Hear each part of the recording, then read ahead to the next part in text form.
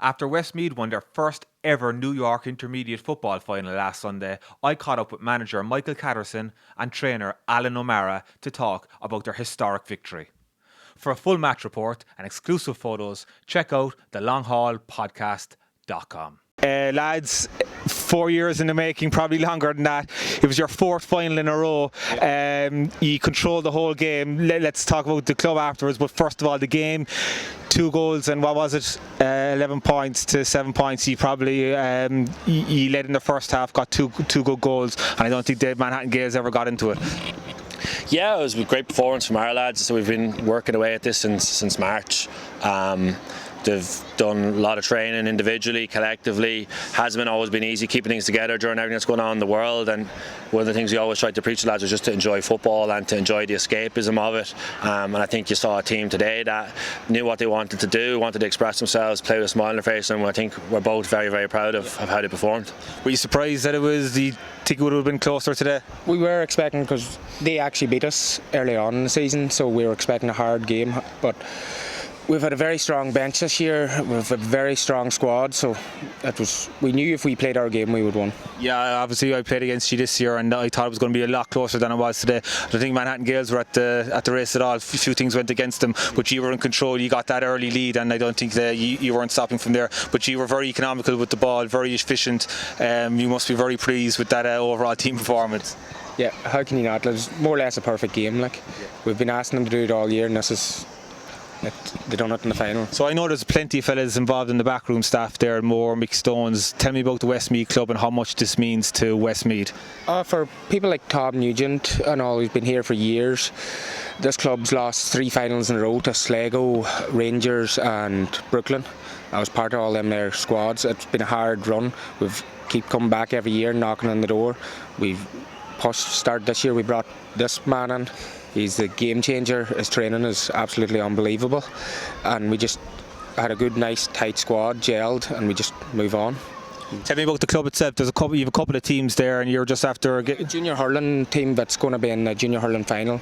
They won the junior hurling 2019, so they're actually in the final again. And then we have a junior B team. They're trying to make the playoffs, so it's a struggle to keep the club. There's 3 teams. It's a lot of pressure on. But it's good to see all the boys here today. Everybody's here.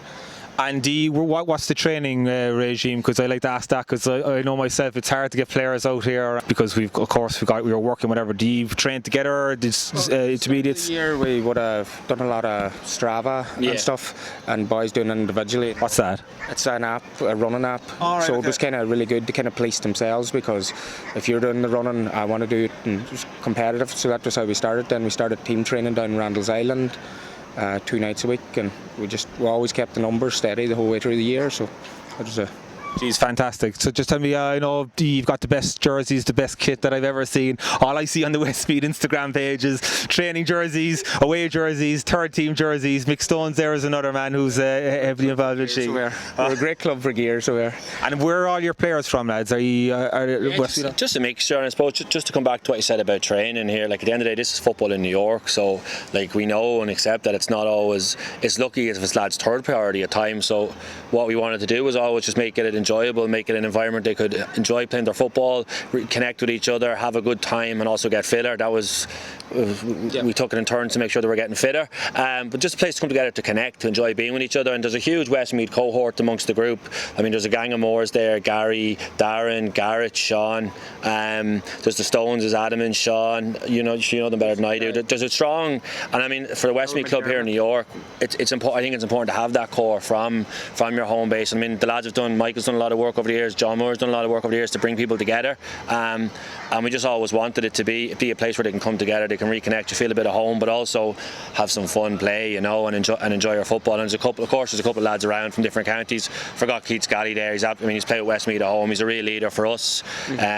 He's just an exceptional club man, and the club's lucky. And the challenge for us now is to move forward and see if they can go up another level. And it's an exciting one. Are you from Westmeath yourself? No, I'm from Cavan. I would have played with Cavan back home, and I played from Bailborough. So I know a couple of lads from playing on previous teams, Scally and Dalton McDonough, that play with us. So they found out I was hovering around and the messages start binging. So Are you Westmeath? Right? No, I'm Tyrone. Oh Jesus! yeah. Do you know by the accent? Yeah, thankfully most of the Westmeath lads we have are on the field today, and I think that's the most important thing, you know. Well, I'm from Cork and I play with Kerry, so you know, there's worse out there. So obviously you're stepping up next year, senior. That's where you want to be. That's how it works, right? Yeah. And you're staying on, aren't you? We're not letting them go. Contract negotiations or renegotiations. Clark's tonight. So next year? Like we might have the sanctions back next year. Have you given any thought to it? Like, I mean, at the end of the day, this is the club's fourth intermediate final in a row. I mean, I wasn't part of the previous one, so all I had to ever worry about was this one. And I said, I won't repeat what I said, but I just wanted to give lads an outlet to enjoy playing football, to express themselves. Just delighted with it. I mean, the work that we've put in, this man's done a huge amount of work. I do a lot of the hands-on football, but he's done a lot of the organising to make sure, like 20-something lads lined out today. It doesn't just happen. It takes a lot of work and effort and organising.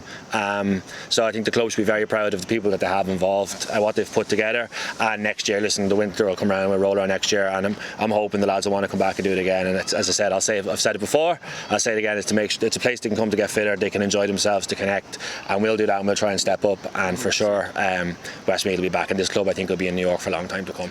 For the latest New York GA match reports and other Irish American sports news, check out thelonghallpodcast.com.